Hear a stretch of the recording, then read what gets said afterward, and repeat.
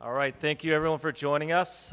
This will be the first block of a 2-block tutorial on NetOps Coding 101. We have David Swafford from Facebook, and he'll give you a little bit more information for those of you that came in late about the materials that will be used for this. If you're just walking in, there are some seats up at the front and in the middle, so just come up and find a seat. We want to get started right away. Thanks.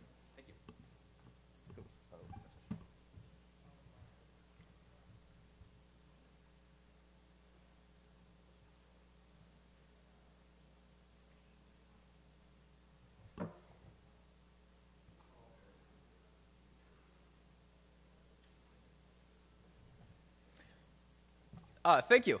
So one note before we get started. We made a few comments as people walked in. This is a long tutorial that's going to be hands-on and interactive throughout. We were giving out USB keys with some of the materials ahead of time. We're out of the USB keys, but feel free to bug your partner next to you to go ahead and borrow it to copy them off. On the USB key is a virtual machine of Ubuntu Desktop that we're going to be working with for different hands-on lab activities. And also with that are installers for VirtualBox, which is what the machine will import natively to. But with that, I'm going to go and get started. Thank you everybody for coming out today. My name is David Swafford. I'm a network engineer over at Facebook. And today we're going to be doing a hands-on tutorial called NetOps Coding 101. We're going to walk through and build your first robot. You might have heard both yesterday and in other talks where we mentioned this thing called Fbar that helps solve some of our problems. Well, it doesn't solve everything, but it does a lot of the work that we used to have to do manually for us. So what I'm going to build throughout this tutorial today, and you're going to build too, is a miniature version of Fbar from scratch. Because at the end of the day, it's not that complicated, but it just takes some thought, and I want to just walk you through and show it to you. First, though, I want to take a look at what we're going to accomplish so that you have some idea of the overall time, because it is a long tutorial. We're going to automate the detection and troubleshooting of a line card failure. We're going to also do the same of link flapping events. So interfaces and fiber and circuits going down, we're going to consider those and evaluate them and build code to help automate this for us. The overall design of both Fbar at Facebook and of what we're going to build is based on parsing of syslog messages, which is a nice, simple way to build this system on your own without tons of custom work. So one caveat there, though, is that this is going to assume, leaving from here, that you either have access to a syslog server where this code's intended to run, or the ability to set up a second one that you could point your devices to prototype this and test on. But by doing that, you don't have to worry about any S&P collection systems, anything custom other than that. So as long as you can stand up a standard Linux distribution any kind, even a standard installation of syslog, you'll be able to hit the ground running with what we're going to build today. And I'm also assuming no coding experience so that we're all on the same page. So if you have no background, perfect. If you do, we're going to go in depth in different sections, so you should still get plenty out of this. So the concepts that we're going to cover today include coding in Python. But I do want to call out that Python's not the only answer here. It just happens to be what we're most familiar with on the infrastructure side at Facebook. You can easily swap in Perl, or even Bash, or even Go in this case. It's just a matter of different syntax in different languages. So we're going to focus on automating or interacting with network devices through software. Specifically, we're going to focus on doing this the hard way. Because a lot of vendors nowadays are coming out with all these new fancy APIs and different software abstractions to talk to their devices. That's really awesome to see, and it's great to see everything transforming that way. But in the real world, a lot of us still have devices that we bought 5 years ago, and we have code that we can't just upgrade without vetting it for a while. So I'm going to show you the way to build software to interact with these devices without any of those APIs, so that way you can have the ground and the footing to know how to build something when you don't have something. And that is going to lead into quite a bit of depth on regular expressions. And we'll cover that from the ground up with everything you need to know. And finally, if we have time, we're going to go into keeping track of what happened, a little bit about databases and storage. But first, before we dive into all these concepts, I want to show you what you're going to build, and also what you have on your VM and on the USB key right now. So all of this code is actually sitting there with you right now. So I'm actually going to break out to the VM real quick and show you this live. But I do have slides for all of this, so that way you have a full takeaway reference of what we're doing.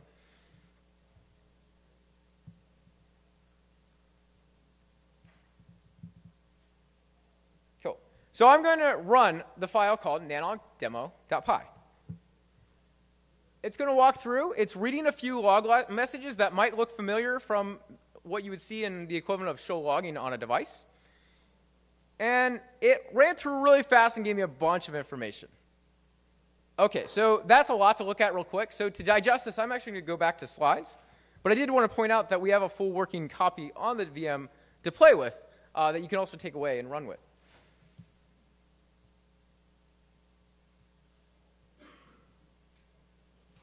But if we walk through this a little bit more gradually, we ran nanogdemo.py. We're actually running this in something called IPython that we're going to walk through in a bit. But the first thing it did is it started reading from a local syslog file. Now, to make this demo a little easier, we have pre-staged a syslog file with this VM and with the code that has a few log messages from actual events or issues we've seen at Facebook that have simply been scrubbed to change host names. So here, we see a log message that might look familiar with from one of the standard vendors out there. And it simply says, it's got a date, host name, switch 1, ETH port IF down, interface removed, and then a message of interface 5/1 is down. From there, the code is actually doing some logic in the background without showing you anything on screen. And this we're going to dive through, but it's searching for known error codes. So when people asked yesterday at Peter Huse's talk of how much of this is manual work versus like computer automated, when we build things like Fbar, we have to at least know what some of the events are that we expect to make Fbar do something with it. Because the default is it's not going to do anything, and it'll react to things that it knows about. So here we're going to basically map conditions or error codes. So in this case, specifically the code of interface remove to some logic to perform for troubleshooting.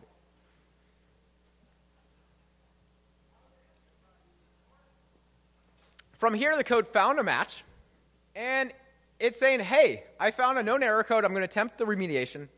And in this match, based on our experience of interface removed, this actual event was seen when we had interface removed show up for every interface on a line card when the line card failed. So even though the line card actually failed, we didn't get a message that said a line card failed. We got a message every interface is removed. So I'm basing this remediation on that being suspect for the condition here. So from there, the code walks through and starts asking the device some questions to try to troubleshoot it as if one of our NOC engineers would. Here I have output of what you might see in show module with the excerpt of just that module. So for example, we have module number 5. It has 48 ports. But the thing we care about, which is the thing that this code or Fbar cares about, is what is the status value at the end here? OK, so we see it says OK right now. That leads to another condition in the code. Because had it not said OK and the module had been offline, that could be an immediate email or alarm to your NOC to say, hey, this line card is down and it needs to be replaced. But since it says OK, our code just branches out to some other logic. Let's ask it how long it's been online, because it might be OK, but if it's rebooting every 5 minutes, that's still a problem. So in this case, the code and the output was checked from the device. We see that it has been up for 45 days. So from our experience with having a lot of line cards at Facebook, we know that line cards actually also get affected by software glitches. They have lots of software that runs on the firmware, on the chips, on the card. So if a line card reboots and it is fine for a month, we're not going to replace that. That's likely a software issue that we'll troubleshoot separately. So here, the line card has been up for 45 days. The code's going to end. So at this point, all the work that would have been from our NOC troubleshooting this interface down event, this line card potentially rebooting, can get remediated. So that's a simple remediation, though. I just wanted to give you a very basic example. We haven't really saved a ton right there of time, but it is a little bit of an idea. So now let's take a look at the second log message. A little bit more interesting. This one's of an actual link going down, or a link failure, but not a removal event. So here we see IF down link failure, interface Ethernet 1/4 is down, and we start looking at trying to match that error code to some other logic. So we found a match here, a downlink. So now let's start asking in code things that we would have done as being on the network team responding. So without Fbar or without this kind of code, we would log into the device and say, is the interface up or down right now? Show interface. Then we would look at it, depending on if it's up or down, we would look at counters. Is it taking errors, CRCs? Is it flapping, for example? So this logic built around the idea of let's try to attack the flapping link. Because with our backbone and 100 gig links, a flapping link is a lot of traffic to have go up and down. So this code simply is built around asking the device, give me the equivalent of show interface, and then looking at specifically the reset count, which is a number that tells you how many times it's been reset or gone up and down. We can evaluate that based on either some defined threshold or some logic. So in this example, we've just said anything over 10 is a problem, which is kind of just arbitrary to give you a starting point. Here, though, this code said, oh, there's been 229 resets. That's a problem. Let's check it for suspected light level issues. So now we ask the device, what are your light levels? Something that would normally be done previously by a person. The equivalent of show interface transceiver, we can ask in code and parse that output in code. So here, the logic comes back and says, hey, the light level is actually too low. It's negative 8.84, which ironically is actually not going to trigger an alarm by this specific vendor, but it is a fault in our case because we will start taking errors at that level. Now, granted, these levels are specific to the type of fiber and optics in your environment. But here, though, the code is reacting and saying, and giving us a suggestion. The fiber and patch panel support should be checked. So technically, you could eliminate the entire involvement of your network team with that specific condition of dirty fiber causing interface errors or link flaps. Because we went from parsing a log message to identifying the problem and then suggesting the solution. Now, if we look at what this looks like actually at Facebook, it's broken out into two pieces. So the top section of parsing log messages is actually outside of Fbar. It's an independent system built in-house simply because of the log volume, because we collect syslog messages from every single device, including every single top or rack switch. So every time a server reboots, we have a syslog message for that interface going down.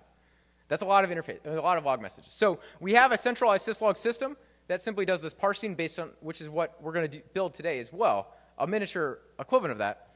But it turns these things into alarms, which is simply just an email if you think about it.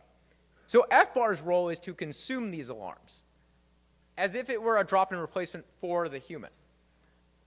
Now, this doesn't replace humans. So if there's always this fear of, if I write code to replace myself, what am I going to do? Surprisingly, it actually adds a lot more roles on our teams, because once you write code to fix one problem, there's a lot more problems you can write code for, and then you can do really cool things because you have some free time to do better things, or more interesting problems. So we take a look at this, though. Fbar is taking the role of troubleshooting and potentially removing traffic from the interface. So if we're taking errors on a backbone link, we will actually remove traffic through code without involving our team. And then we'll finally, depending on depending on the criticality of the device, we'll directly send a task to our data center technicians to go clean the fiber or replace the optics. This eliminates our team entirely and allows us to have a really fast response time. Now, if you're big enough, because obviously we have a separate team that we can send that to, but if you think about it, if you're a small shop and you have 2 or 3 people, wouldn't it be awesome to just walk in the morning and have an email that says, hey, this interface, 1/4 on this device, has a problem. It has low light levels. You should replace or check those fibers. That's kind of cool to know ahead of time before it's actually an issue. So we're going to break for our first hands-on activity right now, which is to get familiar with the development environment. So before we get started, I mentioned a few comments. We're going to be working with specifically a virtual machine of Ubuntu Desktop throughout this session. The purpose of giving you a copy of Ubuntu Desktop is that we've kind of customized it a little bit to make this easier. So we've installed some extras, such as IPython, which we're going to go into.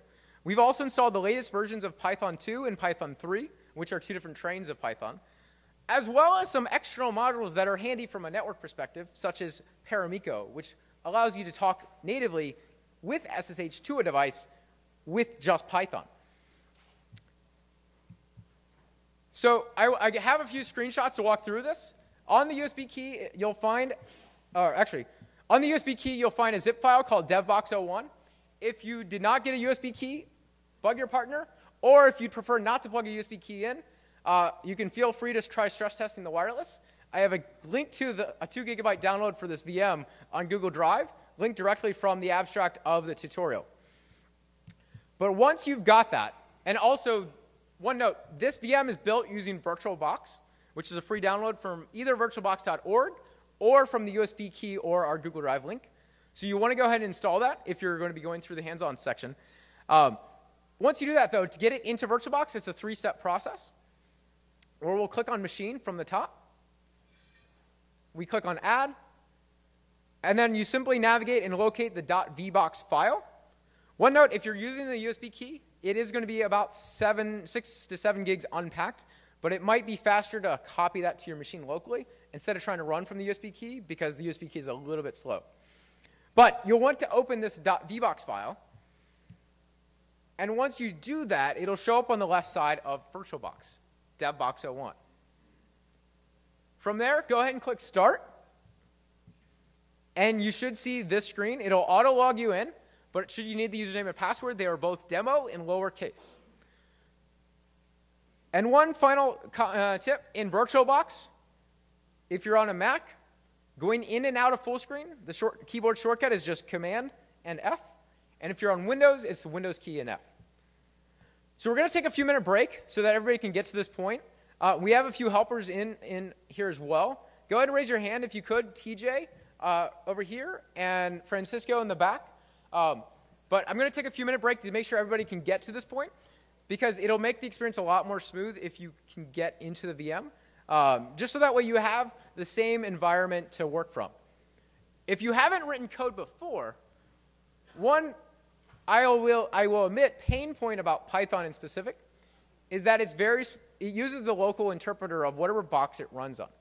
So if I write code that's designed for example, the latest version of Python, Python 3.4, and then I build code that relies on this SSH module, Paramiko, and then I give you this code, and you go run it on your Linux box that has whatever default version of Python you got, well, the first issue you're going to run into is that Paramiko is not installed by default. So your code's not even going to start, because it'll crash on you saying no Paramiko. The second issue is if I wrote it designed for Python 3, style and syntax changes a little bit there, so it won't natively run on Python 2 unless I made sure to test for that. And also the default installation on both like Mac and any machine is generally a much older version of like either 2.6 or 2.7. So we're going to take a few minute break at this point. Go ahead and either raise your hand or signal if you're ready to move forward. We won't break for much more than 5 minutes, but I do want to give everybody the chance to do this so that we're all ready. Thank you. Can I share one thing that I just learned, which is that if you have the wrong version of VirtualBox installed, you have to edit the vbox file and delete the existing virtualbox.iso. Oh, you do? Mounted in it. It shows up with an error saying can't re-register virtualbox.iso with a different UUID. And so, because I have... Oh, I did see that. So I have a second laptop as a backup I brought this morning. I looked at that and I saw it really fast. I remember being able to just cancel it, and it went through though. Did that work for you? For me, it did not. It did not? I went and edited the vbox file and deleted the line referring to the ISO. Okay, if you run into that problem, feel free to raise your hand. Also, if you have VMware Fusion or VMware already installed, I did test that this will work in there, but it takes a little bit more work. But the actual virtual hard drives are VMware compatible, if that makes sense. But it will import natively with should import natively with VirtualBox. And actually, while we're taking this few minute break, are there any questions so far, either about anything I've talked about?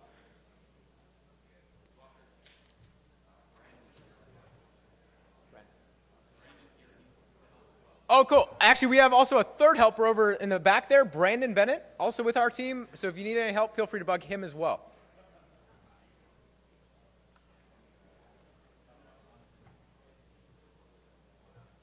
And one final note, if you don't have permission to install VirtualBox or prefer not to go through all of this, everything that we're going to do hands-on is in slide format, but there'll be random breaks throughout the tutorial where you just won't have something, you won't be able to work on it.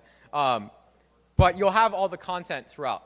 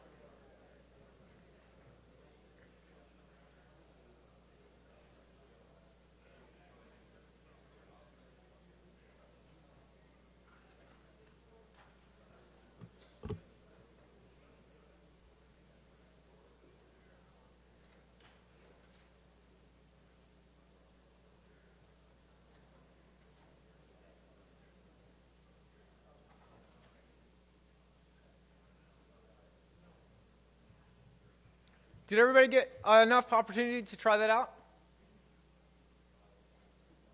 Okay, cool. I'm going to go and go forward just in the respect of time.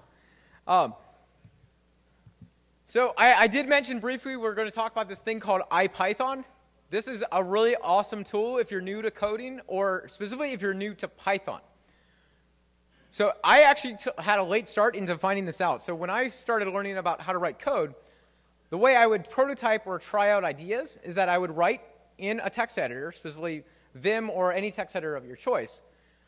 I would write, and I would use one window, which you might just laugh at me. So I would write in one window, and I would save it, close it, and then go execute the file. And I'm like, OK, what broke? And then I would open it, try it again, save it, close it, change it, like 1 or 2 lines, and it would go back and forth. That actually eats a ton of time, and I recommend not doing that. There's 2 tips to be a little more efficient if you're new into this. One is having multiple screens open to whatever you're typing in at the same time. So if you're working remotely on like a Linux server and using just Vim, having one screen opening and doing your text editing to write the code, and then another screen to try running the code to see what problems are, will save you a ton of time. But another thing that really helps when you're not quite sure what you want to write is this thing called IPython. So this is on the VM. It actually opens up by default when the VM loads in the terminal display. And it should auto-load when you open up the terminal screen. But to start it, you just simply type IPython. You should see a screen like this. And what's cool about it is it lets you quickly prototype ideas and just keep trying them, and it'll run everything you type in real time. So here, I'm simply doing the equivalent of what we call hello world, where I say, print, welcome to NANOG. And I'm simply calling the print function, which we'll go into, and I'm passing the string, welcome to NANOG. Now, if this were just a piece of code in a text file, I would have to save this, go close it and run it before I got to this point where it actually printed on screen. In IPython, anything you print will print right away, and it just lets you interactively type back and forth. Now, what's cool about it when you're working with something kind of complicated, so at Facebook, we have this database that lets us abstract all these details about the network.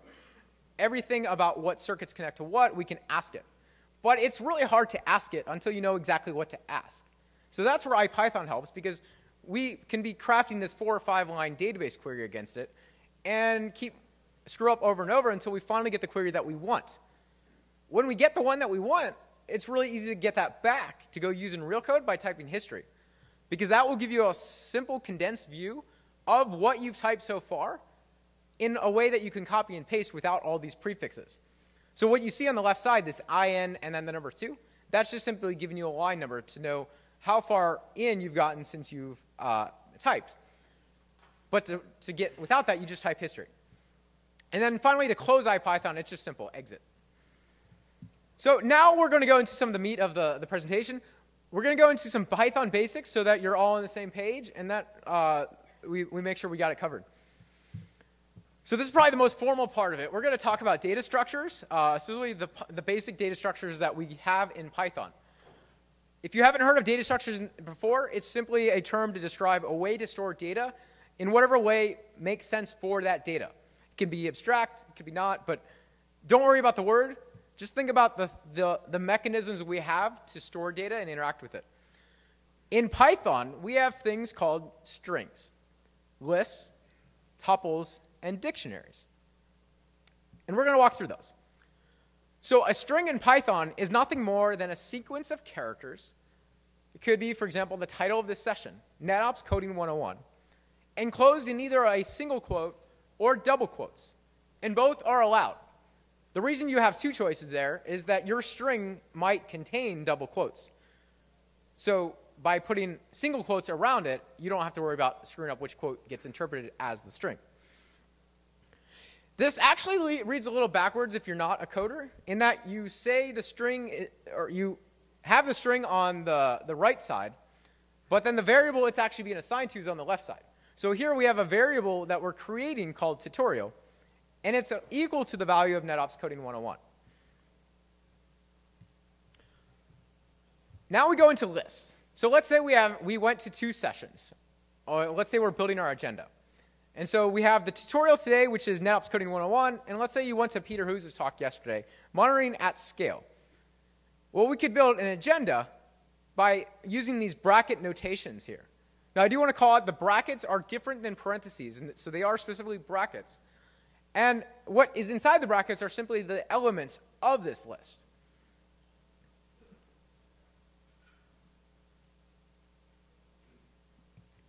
Okay, so I want to compare something that's very similar but actually different, tuples. A tuple is where you see, instead of the brackets, we swap to the parentheses. And we have basically the same thing as a tuple now. It's simply a comma-separated list of items between parentheses.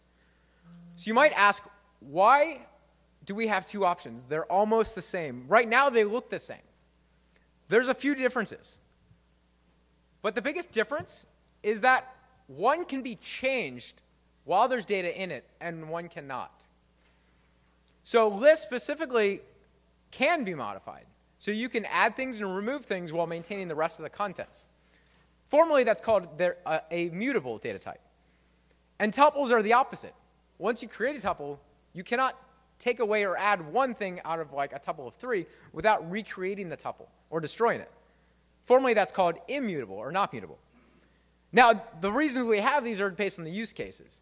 You might have a situation where you want to maintain the integrity of this data throughout passing it.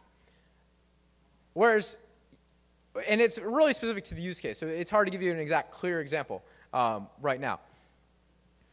So the next thing that we use pretty heavily at Facebook are dictionaries in Python. The word dictionary is a Python-specific term, but simply it's a hash table. Or depending on the language, it's an array. It's an indexed array.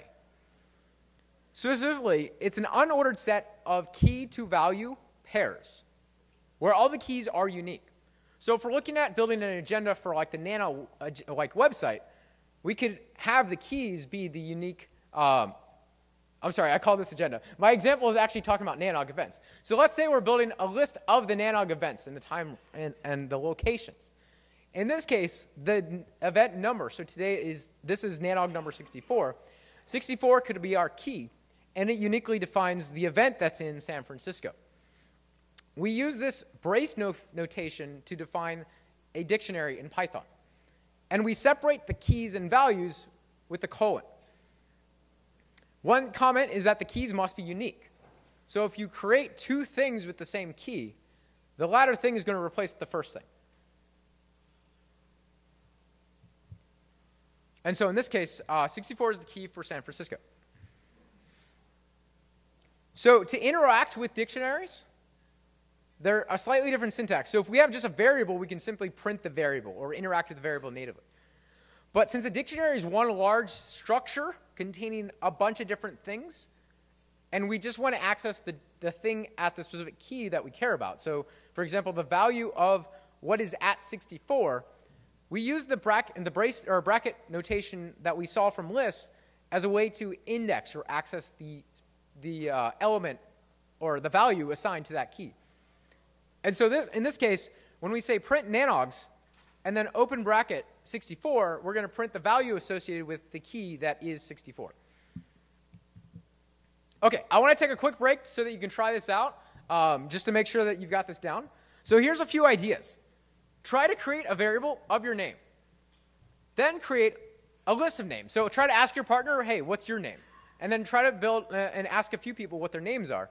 And then build a list of names together so that you can start to interact with each other.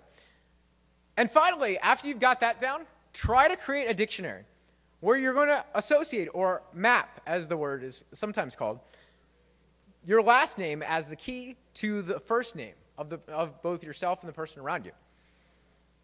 So we're going to take a few-minute break. Go ahead and give it that a try. If you have any questions or get stuck, please raise your hand, and we'll definitely help you out.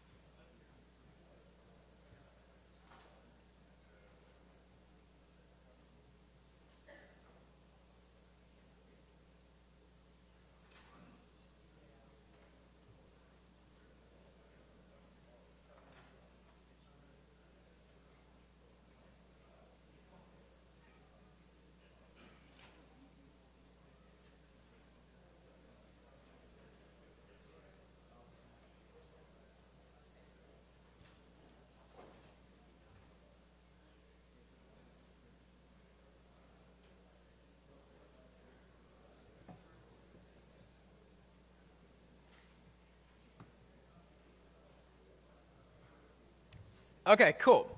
So go ahead and continue that if you're still working on it. But I'm going to take a break into the next section, which are functions. So working with functions in Python, they're simply a way to kind of break up your code into more finite or small units. The example I've got up here, I've actually borrowed or taken straight from Stack Overflow because it was a great, simple example. But this is a function that gives us an example of adding two things together. So we have this function called def, or the function created using this keyword called def. The function is named add, and it takes in two inputs, A and B. And then it returns the result of A plus B. So in Python, we create a function using this def keyword. To run this function, or sometimes called calling a function, we just use the name of the function with parentheses, and in the parentheses, pass whatever inputs it might want, if it wants inputs. Now, inputs are not required, but in this case, it actually does because it has A and B. But we could have a function that just simply takes nothing, in which case it would be add with nothing, and then it could still do stuff. So here, we're passing in two values, 8 and 12.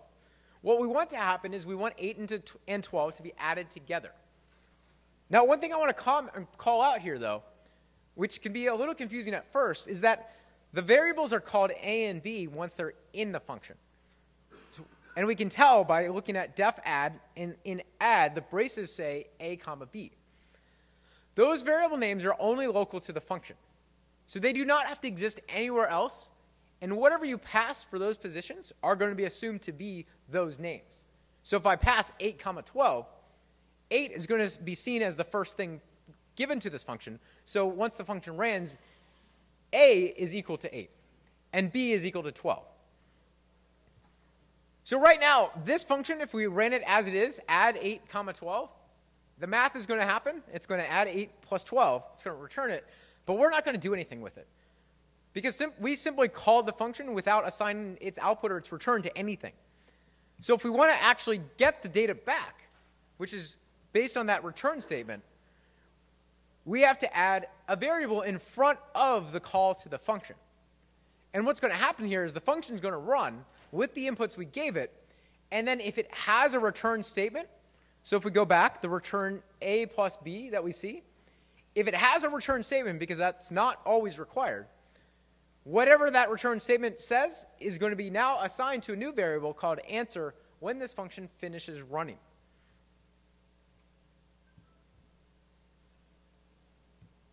Cool. So let's take another quick try it out section.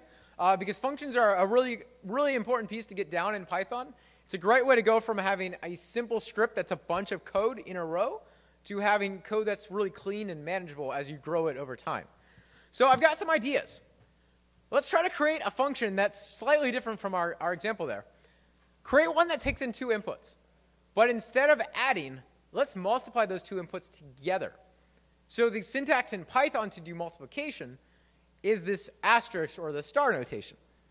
So go ahead and try to create that. And then once you've got that down, try to call that function and assign its output to a variable named result. And so we're going to take a quick break. I'm actually going to go ahead and try doing that live with you in IPython just so that you can see as well.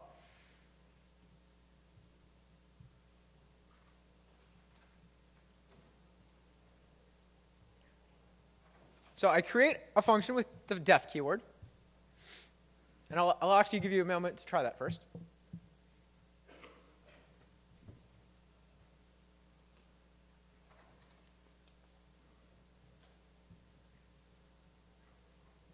And in this case, I'm going to call it multiply with 2 inputs, A comma B.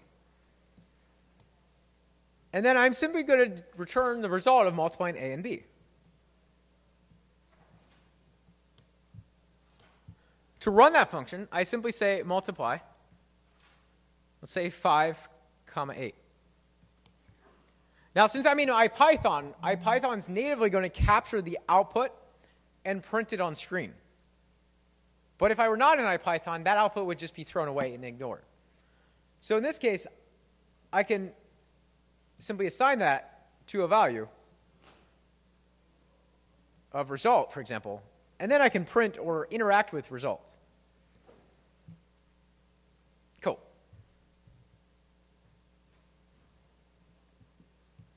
Okay, so the next step is working with modules. Specifically, when I mentioned earlier that the Python has this thing called Paramiko, you might ask, what is Paramiko, for example? Well, it's just another piece of code that's available with Python. But there's also things included with Python that you just simply have to basically ask in your code to say, hey, I want this other thing, make it available to me. Because by default, it's only going to give you the bare minimum of things to keep your code lightweight. So to basically get a module available, we use a statement called import, which followed by the name of the module. So import RE, for example, imports or makes available the module named RE. Now, RE is specifically the regular expression module that we're going to be working with a little bit later, part of the standard library. And so RE, when we import this, there's actually a few different ways we can import this that you may have seen. You can either type just import RE, or other ways you'll see is import RE as something. The more common one is there's this handy module called pprint, which is called pretty print, which makes it much easier to print out complex things like dictionaries. Commonly, people reassign that to like a shorter name and use it. So what we see here is we simply imported RE directly as RE. So RE is actually the namespace of this module in this code. And so when we want to access a method in a module, we simply call namespace.method and then potentially pass in any inputs it might require. Throughout this session, we're going to be using re.match specifically to do regular expression matching. So I want you to actually just try this out as well. Go ahead and try it, but actually we're going to try out a different module to make sure that you're familiar with it. One handy one is the time module, which allows you to both grab the current time, but it also allows you to add arbitrary sleep statements. Because if you're interacting with the network device, imagine that you're typing a ton of configuration over a console or over an SSH session. You might not want to throw 200 lines of PGP config all at once to a live router handling terabits of traffic. So to be nice to it, you can use the time module to add small fractions of a second delays so that it has chances to catch up and process what you're typing. So go ahead and try this out. Try importing the module called time. And then try calling the sleep function from time, which would be time.sleep. And it takes in an input, which is the number, specifically the number of seconds to sleep. So give that a try.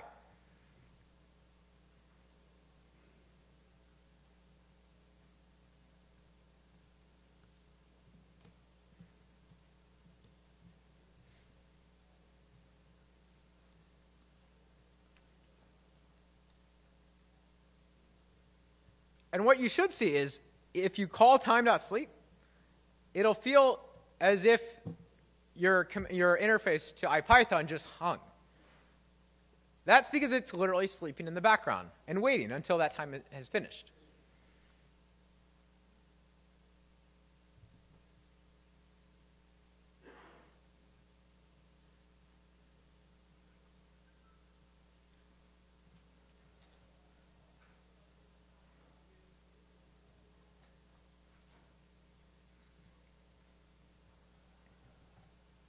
Okay, so now we're done with the basics, and we're going to start going into the meat of the presentation.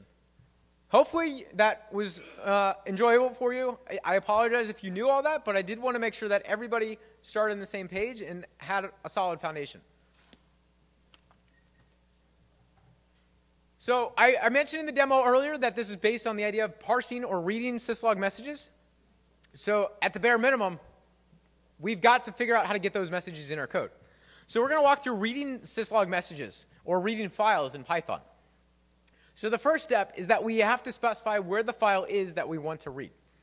We simply specify that as a variable. So in this case, I have a variable that I'm naming syslog file, and it's all uppercase here, but the case could be of your choosing. But you just have to know that it is case sensitive throughout the code. And as you start to write Python, there is style guides that help make it standard of what casing you use so that you don't have to argue with your teammates of what casing gets used where, which is actually really great. It's great having the same style of code across the code base because then you don't waste time thinking about that. But here, we have a file called syslog.txt. So in the demo and in the code, I've pre-staged this actual text file.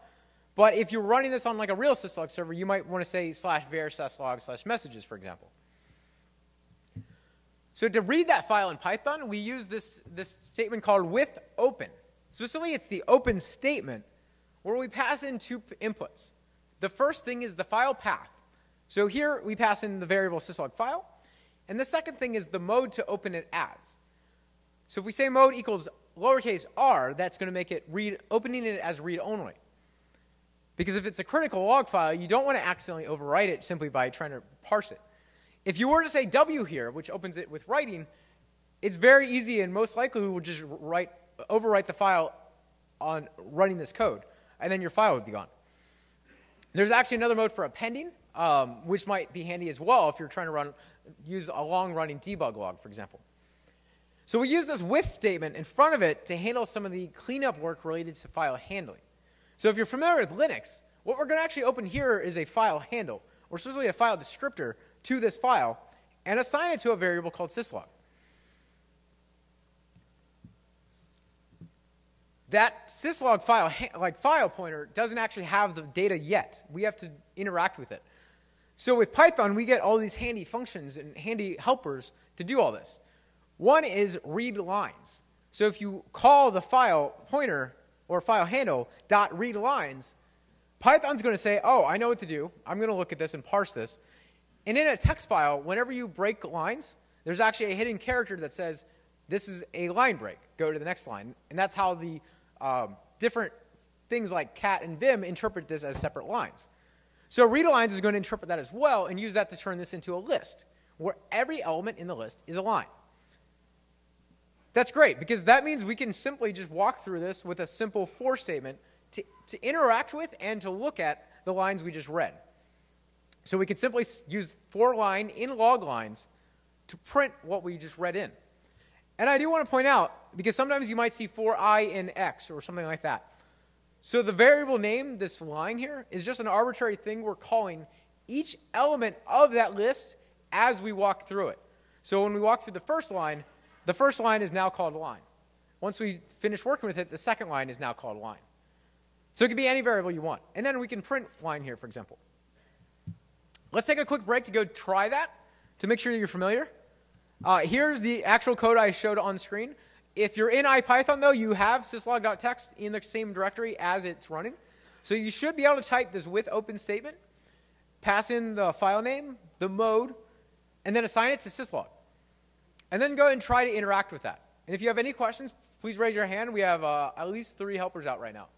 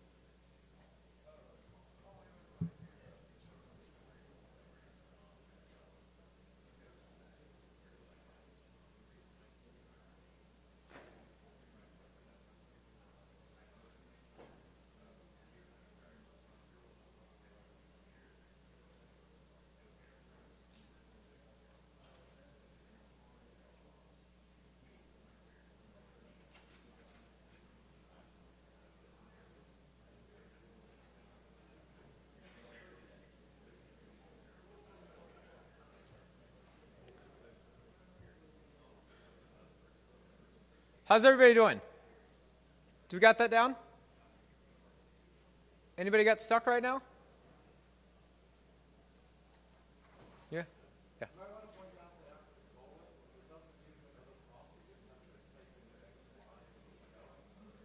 Oh, that's a good point. So if we're working with in IPython,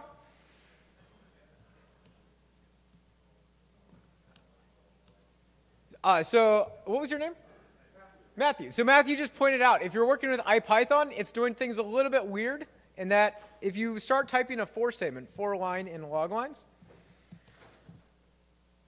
it's simply going to wait for you to do stuff. So if you are trying to print the line, because a for statement, I left this part out. So one really specific thing about Python might drive some people crazy, some people love it. It enforces spacing as its way to know where things end and start, whereas Perl, for example, is using, I think it's semicolons. So here, it doesn't actually know in IPython that I want 1 line versus 5 lines.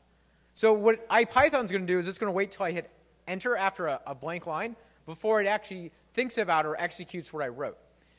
If you're writing this in just Vim or any other text editor, spacing does matter, and it matters in that Python's going to use that to say where is the code under this for statement.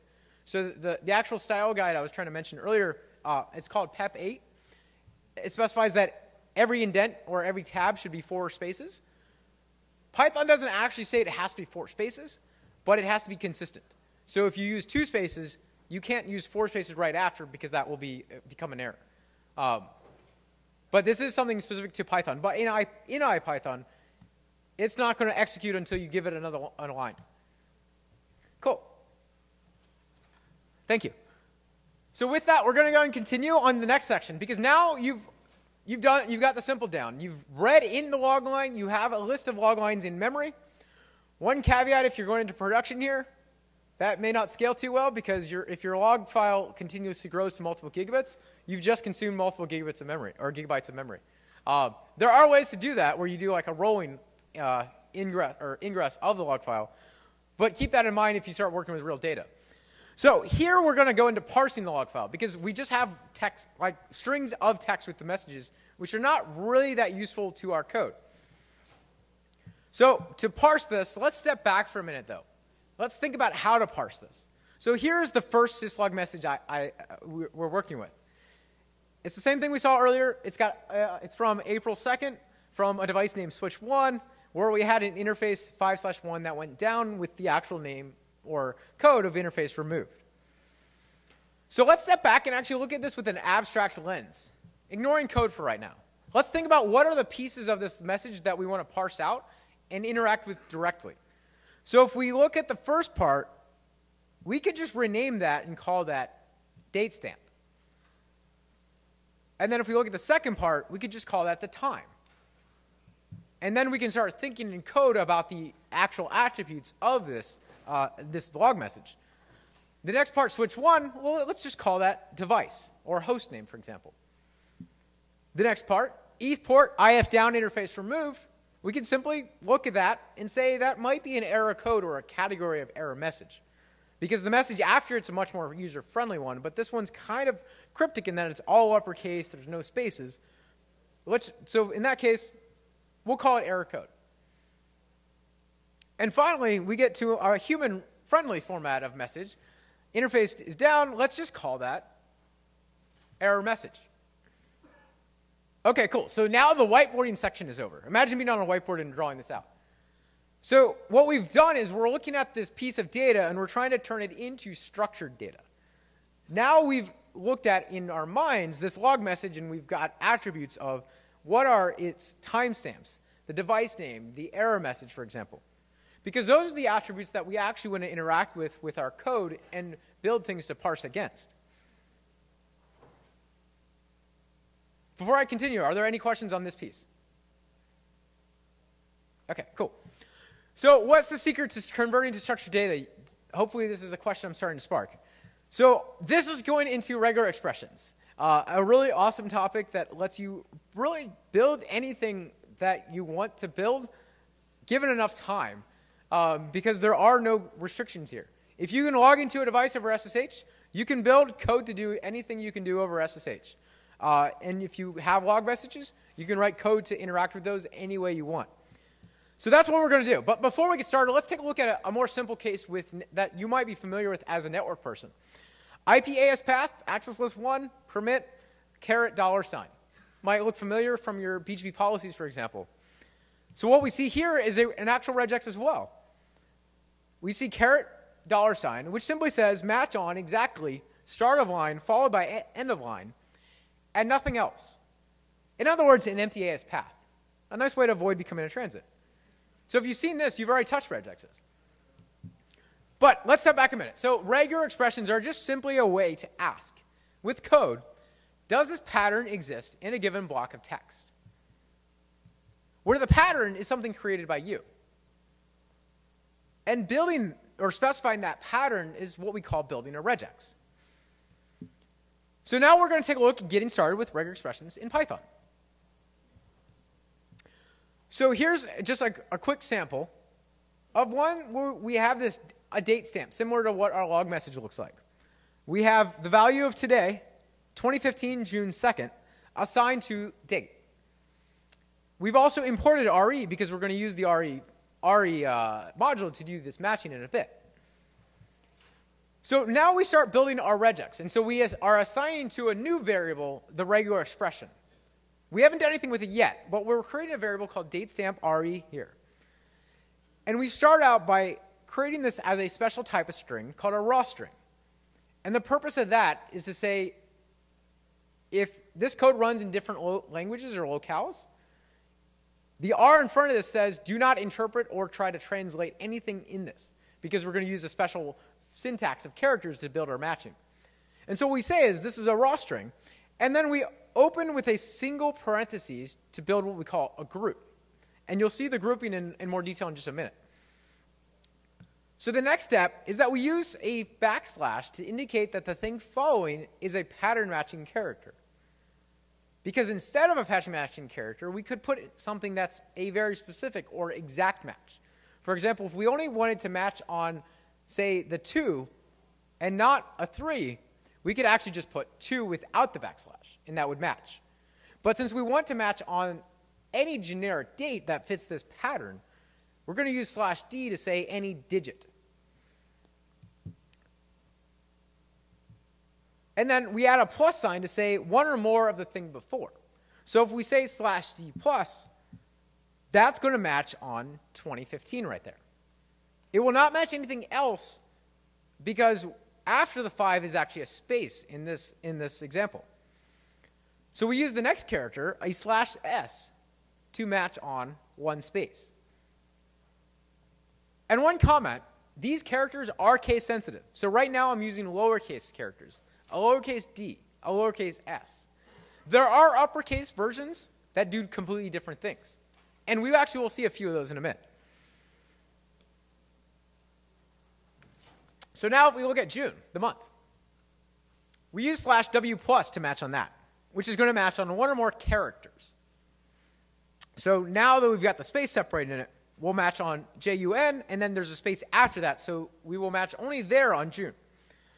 So finishing this out, we add another /s and another /d plus to finish the end, because after June is a space and potentially 1 or 2 digits based on the number of the day. Are there any questions on this so far? Does that make sense? Because I want to make sure this is solid for everybody. Cool. Let's try that once more. So we're matching on date, the date here of 2015, June 2nd. So we open out with building our regex as simply a string. Think of this as a string to get started. It's a special string here, but this could be any string. And then we open with a parentheses symbol to say this is part of a group, because we're going to later combine multiple regexes together, and that'll let us interact with the pieces of the regex. We start out with a backslash to say what's going to follow is a pattern matching character. So there's a special little language for regular expressions. Specifically, the language that Python uses is actually, I believe it's actually modeled after Perl. They look pretty familiar or similar. But basically, it's its own little mini language of a few characters that do different things. And some of them actually follow the same that you see with BGP. For example, the dots, the stars, and things like that.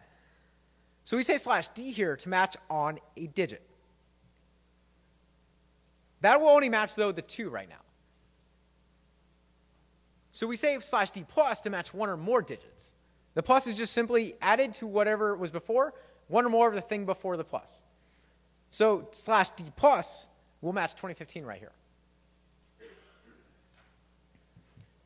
Then we use a /s to match on the space. That's between 2015 and June. That will match only one space. If there were 2, we would use a /s plus. So it's actually safer to generally just use /s plus, because that will always say one or more spaces, and then you don't have to care so much. But I did want to point that out, that you could match only on one space should there be a difference in the data you're looking at. And then /w plus will match JUN for the month here. Now this is where it's nice having spaces between our data, because it keeps a clean line to separate it. But if you had commas or whatnot, you could use specifically matching on commas or other characters. And so we finish this out by then matching the S, or a /S to match the space between June and the day, the actual day, this being June 2nd. And finally a /D plus to finish matching the date. Cool, so let's actually try that out, because right now we've just built a string that is our regex, but we haven't tried doing anything with it. So we mentioned earlier this RE module. So we import RE to get these methods to interact with it. And specifically, we're going to use this re.match method. So re.match takes in two inputs. The first input is a regular expression, or the pattern or string that we built of what we want to match. The second input is the thing to match against. So it could be the entire log line, or it could be just a subset of the log line. So right now, we're working with just a subset, which is the date. And so when you're working with re.match, it's going to return one of two things. It will either return none, or a none type, if nothing matched.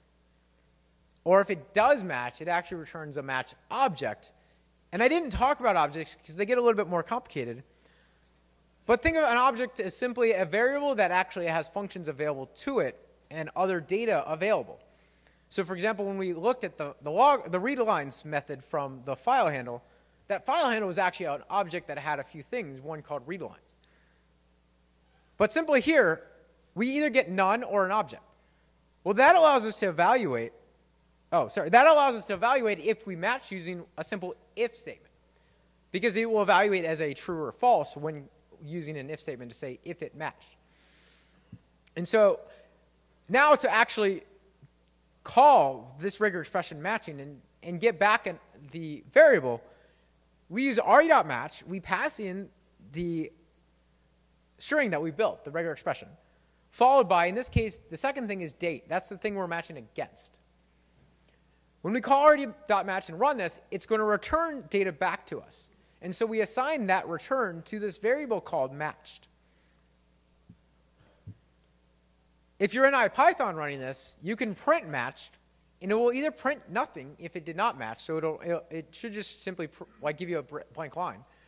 But if it did match, it'll give you this cryptic thing that you might have seen in Python before if you've interacted with some of this. And so what this cryptic thing is it's the default print statement used for any type of object when there's not a custom print statement defined. And so in this case, that default simply says, what is the name of the class that defines how that object is built, followed by the memory location. You don't have to worry about that, though. All I want to point out is if you print it, you'll get something that you don't know how to use.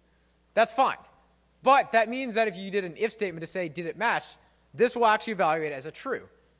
And then you can interact with the methods that you know you have because you know it matched. So for example, coming back to those parentheses that we had earlier, we put an open and close parenthesis around our regular expression. So right now, datestamp RE, we have the full regular expression here. We did not actually need those parentheses, but they're very useful as we start building what we're going to build, and they're much more useful in real-world regular expressions. Because they're a way to say, if you combine like multiple regular expressions together, that this only matches a thing, this piece. For example, we're building a regular expression here to match just the date stamp. But we still want the other pieces of data from that log message. For example, what was the host name? Or what was the error message that we saw? So we can use these parentheses around the different regular expressions and later combine them as one regular expression. Sorry, Java got in the way. And later combine them as one regular expression and then access the individual groups that did match. And so then we get back the individual pieces of data that we matched against. And so what I do here is, since I know I got back this match object, or if I got back the match object, that means that everything in my regular expression did match, which means I can assume that I have the first group present. So to access that group, or the data that matched, I can access it using .group off of whatever variable I called the result of the match. So here, earlier, I said I matched equals re.match. So if this matches, match will now have a method called group, which takes in one input that is the number I want to access. So if I only have one group, which this regular expression has just one set of grouping symbols, that means the thing here is group 1. If I had multiple grouping symbols, the group number is based on the order it actually shows up in the string of the regular expression. And so to access group 1 here, I can just simply say print matched.group, and group is actually a function that runs, and so it takes in the number of 1. And now I get back 2015 June 2nd. If you're scratching your head on why I just built a regular expression to match the same input, that was to tease you. Because what our data was simply, if we started out, our data was just simply the section of the date here, 2015. We just went through all of that work to parse and get that exact same thing back. I wanted to show it to you like that because what we see here is if we approach the log line in sections in order, we can start building more simply and look at the beginning. Once we know that we can match on the beginning, we can start adding to that and build a longer regex without having to think about the whole thing at once. Okay, so that was a lot right there to digest. So I'm going to take a quick try it out section here. I want you to try importing the RE module and try to get familiar with this. Try creating a variable of today's date, 2015, June 2nd. Then we're going to change this up a bit, though, so you have something slightly different than what we built. Try to build a regex that will match only the year. And then try calling re.match and print the result. And we'll take a few moments or a few minutes to break there. If you have any questions, get stuck, either questions about this or questions in the content, feel free to throw up your hand and grab any of us.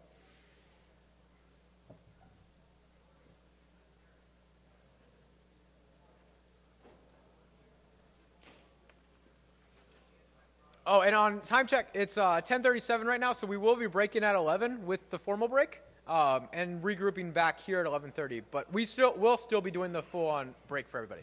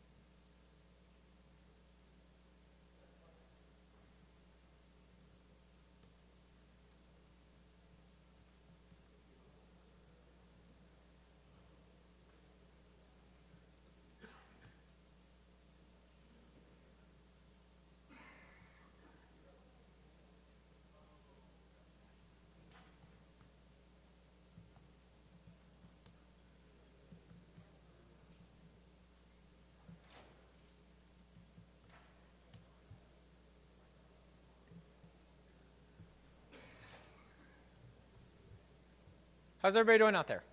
Is that making sense? Sweet.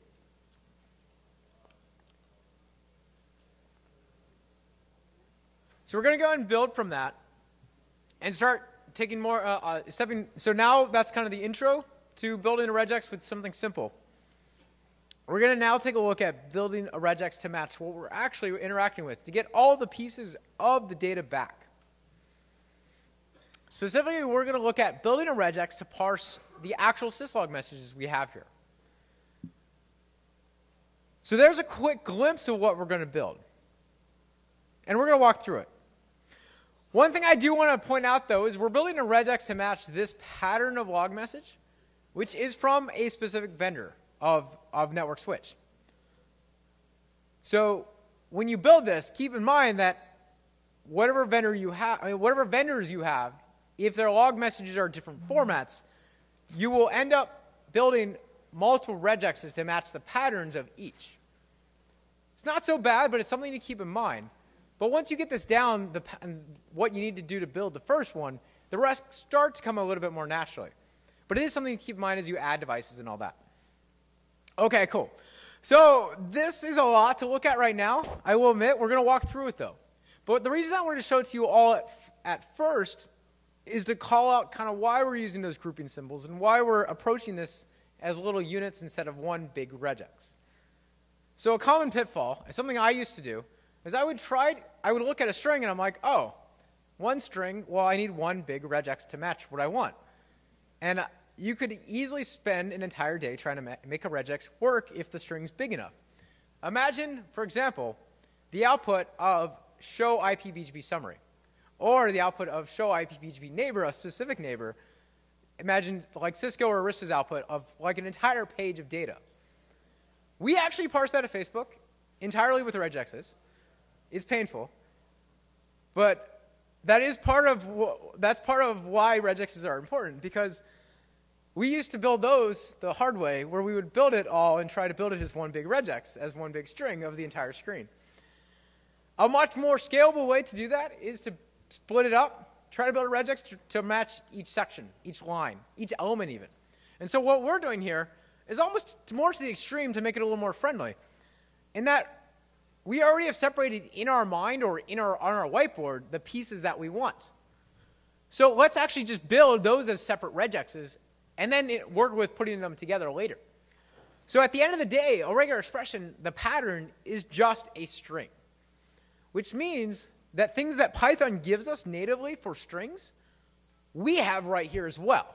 So if you have two strings and you put a plus sign, Python's just going to concatenate or combine the two strings into one. So if you say, hi, my name is, and then you have another variable that's the name, David, this variable plus this variable will be one variable.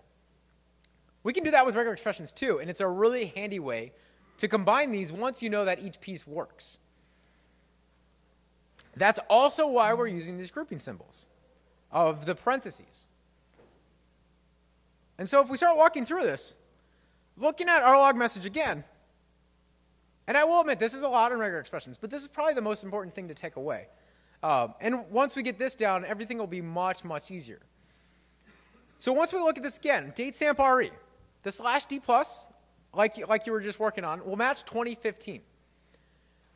/s or /s+ will match one or more spaces between 2015 and April. /w+, again, is going to match April right here, but it'll stop at that because there's spaces after this. Oh, and then finishing that out was the same regex as before, /s+ and /d+ to match on the date. So then if we look at, here's a new one, though, that we haven't worked with. So I actually started this demo by using actual host names from Facebook because at the end of the day, you can see them in trace routes. But then I realized, I'm like, well, that regex isn't as plug and play because we use dots to separate location information from the device name. But you might not. You might use hyphens, for example, or you may have no hyphens or dots. So I found actually a simple way to match almost all host names, and that if I use a capital S instead of a lowercase s, this is now a capital S, it will match anything that's not a space. Well, that's cool because most of our host names are probably in DNS, which doesn't really let you have spaces. So now I have a simple regex that's literally /s+ will match everything around those spaces. So now I have the host name. Looking at the error code, this is where I can start adding actual specific matches with my pattern matching symbols to pull out something similar but at an exact place. So here we have ETH port -5 -IF down, interface removed. And we're going to use the same thing again because there are no spaces in this. And since I know this matches this vendor, that vendor on this platform is at least going to be consistent with the way this code shows up and that I can trust there's no spaces. But I don't actually want the other two characters around it when I match. The % and the colon. That's more stuff to be human-friendly on the log messages, but our code doesn't really need to care about that. So by placing those outside of the grouping symbols or the parentheses, I'm going to use them when I try to match, but I'm going to throw them away once I match. It's just simply a way to say, hey, go search for these, and then grab everything between them. So that way, when we get this back, we'll just have the actual error code there. And finally, we can use what's called a greedy match to grab everything until the end of the line by saying .star. And because each line is a separate, earlier we had a list of lines. But if this were one big file, we still have line breaks in the file. And so .star is going to stop at the line break. So this is kind of a safe way to match everything at the end. Now, if your log format's different and you have more data after this, obviously that would change slightly. Okay, cool. So I wanted to show you here where I'm combining all of these into a final single regex that we're actually going to use in the demos and interacting with us. So when we get to actually parsing each log line, our goal is to get a single regex to match the entire line and to get all of those elements back based on that match. Now, granted, we could try to match all of them as individual things, but that's going to be increasing the slowness of our code much more greatly over time because regular expressing is an intensive process to match against. So if you can do it in 1 versus 5 or 10, you definitely want to do it as 1. Because if you do all this automation and it takes 10 minutes to detect a link going down, that's really not going to help you too much because you want to detect something like this in seconds. Okay, so we come back to using the plus signs here because they are just simply strings. So what's going to happen here is we're going to get one big string back called syslog or syslog RE. With Python, you can break over multiple lines using a couple of different ways.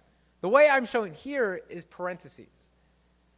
Now you might be asking, okay, so you introduced tuples earlier as using parentheses as well. There's a caveat here in that this is not going to be a tuple. The only reason I know that is there's no comma. So if you use parentheses as grouping symbols around things, if everything in it becomes one string, it's a simply one string. If I were to put in, instead of plus signs, commas here, this is all going to break. Because now I have syslog RE as a tuple of a bunch of things. But I'm trying to match against one pattern and not a list of patterns. Does that make sense? Okay, because it is a very easy bug that I've made many times. If you end up putting parentheses here, let's say, for example, one common thing that people do is when they're building a list or dictionaries that take multiple lines, it's common to just have a trailing comma on everything, even if it's the last thing. Just so that way, if you add something after it, you don't have to think about the comma before. That's a common bug here, because if I add a trailing comma after this final closing parentheses, that's automatically a tuple of 2 elements. The first element has this entire string. The second element has nothing. That's going to break. So be careful of trailing commas when you're working with parentheses, because they can be easily interpreted as tuples when you don't want that.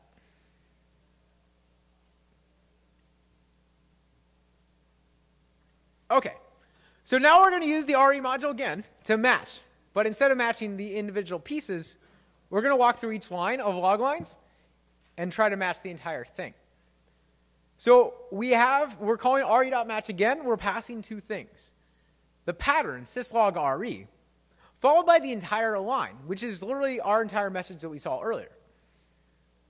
And we get back the result of that assigned to this variable called matched. We don't know yet if this matched because we could have a mistake here. So for safety, we check the result before we try to access what we think is matched. So what I'm showing here is the first use of the if statement. It does simply what you think it'll do. It's going to say if whatever condition is true.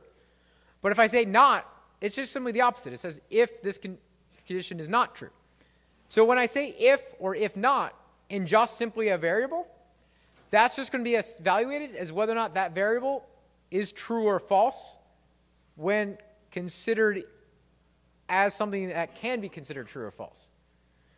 So even though matched is either a none or an object, both of those do evaluate as true or false by Python terms.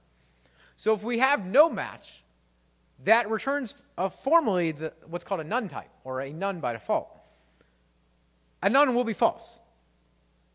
If it did match, we'll get an object. That object will evaluate as true in this statement. So if we did not match, we don't want to try to access data that we think matched because that will crash our code.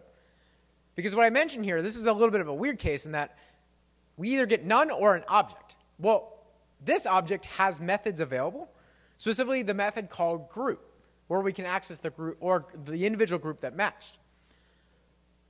An object that is not, or a none that returns, has no method called group. So if our code immediately goes to try to access .group and it did not match, we will actually crash what's called a traceback, and the code will stop running because it will say, I don't know what you're talking about. This none thing has no function called group.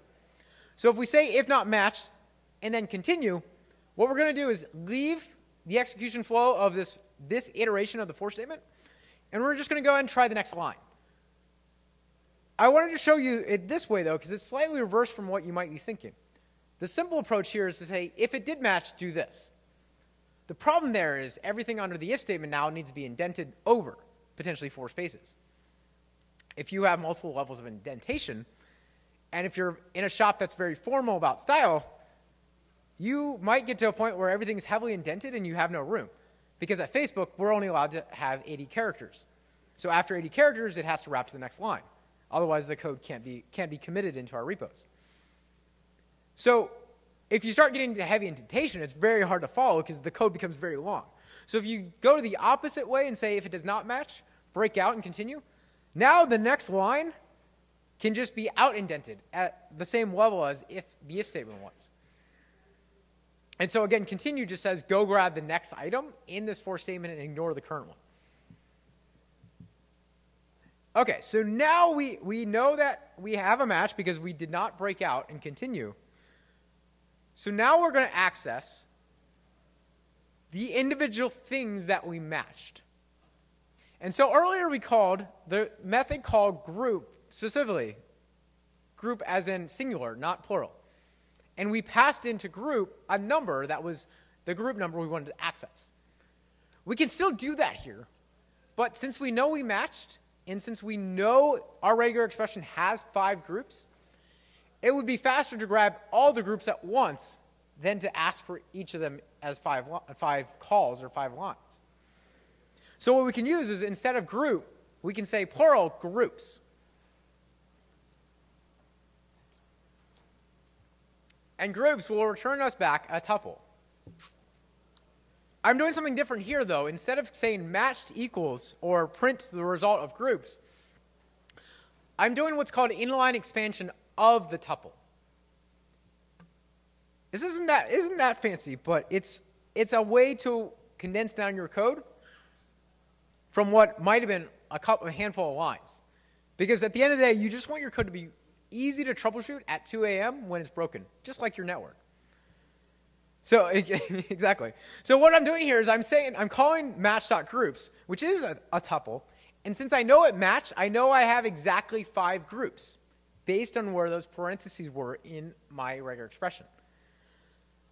And when I call this, the order of the things returned are in order of what my regular expression is built as. So since I have the first regular expression being the date stamp, and the second being the timestamp, I know that those two things are in those positions of the groups. So what I say here is I'm going to create 5 variables: date stamp, timestamp, device name, error code, and error message. And I'm going to assign them the output of calling match.groups. So all 5 elements will be directly assigned to these variables in this one line here, or 2 lines here. Finally, I'm wrapping to the second line. It's a little hard to see because it's purple on purple, but if you use a 1 backslash, that's a way to tell Python that this continues to the next line. And don't try to do anything until you run the next line together.